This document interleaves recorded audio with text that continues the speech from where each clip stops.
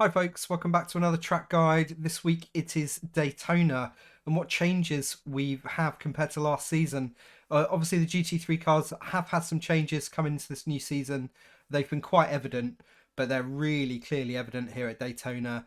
The braking zone for turn 1, for example, is moved back at least half a dozen pit stalls. It's crazy how deep you can get in to turn 1 now. Exciting stuff. If anything, it's a trickier drive than it was last season. It's a little bit more delicate on those slower corners. But have a watch, see what you think. If you find it useful, please do give it a like. Please do subscribe to the channel. Best of luck for your races here this week. And if I don't see you before, hopefully I will see you out there on the track. Cheers.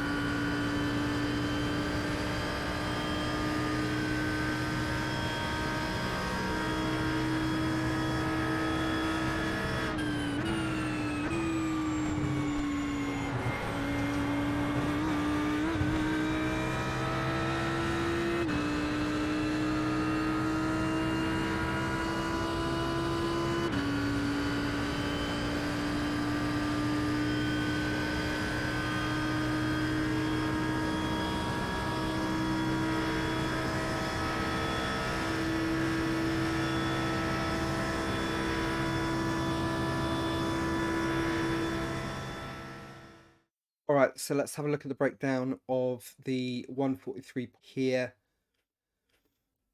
It's early morning, it's race conditions. We're on, I think, the third or fourth lap of a full fuel run. The track temperature is 22 degrees, and we're just coming down to the entry for turn 1. Now, the first thing you're going to notice is that the braking zone is much later, like almost like half a dozen pit stalls further down the road than it would have been last season.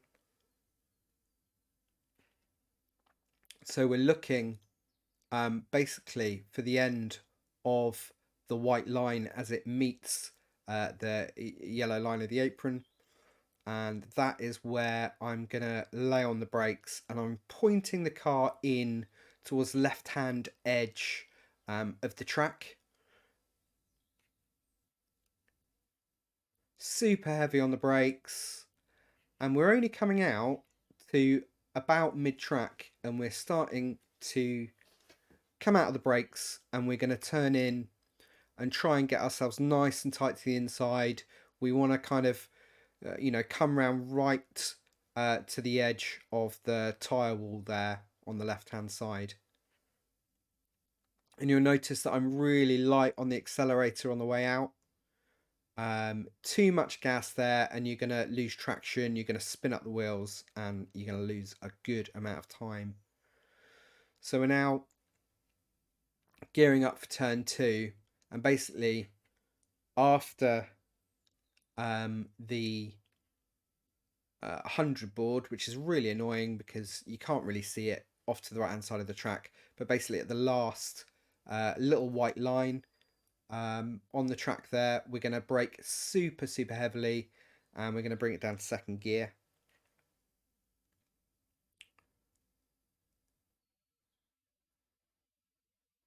We're nice and easy out of the gas, and we want to be nice and tight to the apex at this point. And again, because traction's at a premium here, we need to be super gentle in the build up and the unwrapping of the wheel here to get ourselves down along the way. Now we've got a super sort of low downforce setup, so even small turns can be a little bit hairy. This is particularly true here, where it's a bit bumpy and you can easily lose the back of the car if you oversteer around here. So just as the third and fourth cone start, there's a kind of line across the track. That's where I brake, and I'm actually going to try and brake with a little bit of right hand steering, just the smallest amount. And then by the time we hit down to second, we want to be coming right out the brakes, and we should be able to do a nice kind of relatively late apex here so that we can build up the accelerator and unwrap the wheels so we can get a reasonably straight exit so we can really put the hammer down. And we're going to move over to the right hand side of the track. This is an absolutely pivotal corner here, the exit back onto the fast part of the track.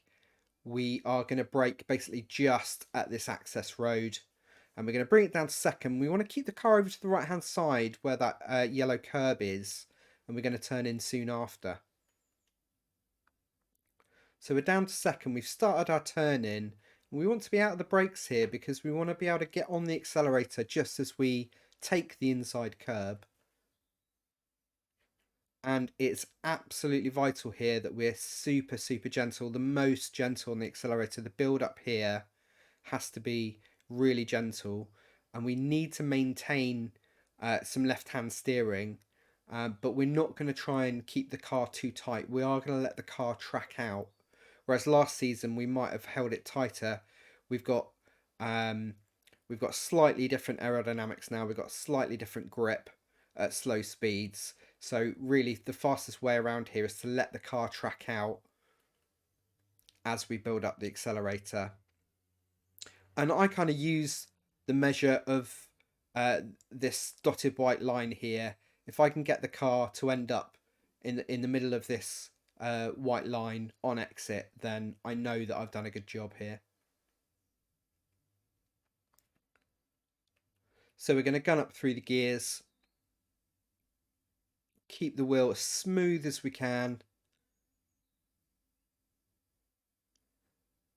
and we're going to let the car track out to the right, and we're looking to the boards, and basically between the two and the one board we have this little kind of, I'm not even sure what it is, I think it's a light pole.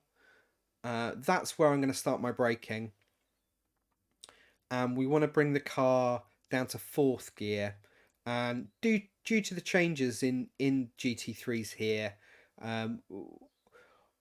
it's more about carrying speed around the bus stop now, as it was. It used to be get on the gas as early as you can and the car kind of hangs on. That's less the case now. We want to carry as much speed around here as we can. So I'm turning in at around about the one board, and I've already done the majority of my braking, and I'm aiming obviously to create as straight a line as possible between these two yellow curbs. Now that I'm straight again, I will dab the brake a little bit more, but I've already done the majority of my braking. I just really want to make sure that the nose of the car is sitting down so we get a good bit of grip out of the tyres. So a little dab there, and then I'm back into the accelerator just as we exit, and we've got to keep it tight here to the inside of this yellow curb. Another couple of inches and that would have been an off track. It's quite unforgiving now. And we want to keep it tight to the inside so we can pick up the curb. But look at that accelerator trace, absolutely gentle. If you go too far there, the back end's going to spin out and you're actually going to hit the wall on the right. It's very, very easily done. And now we're just, having tried to carry as much speed through there as possible, we're hammering our way to the line for our 1:43.081. There was definitely a little bit more time on the table here. It's tougher conditions to last season, I think. It's a harder drive, but the braking zones, you can get a lot deeper into them now, which is kind of fun, actually.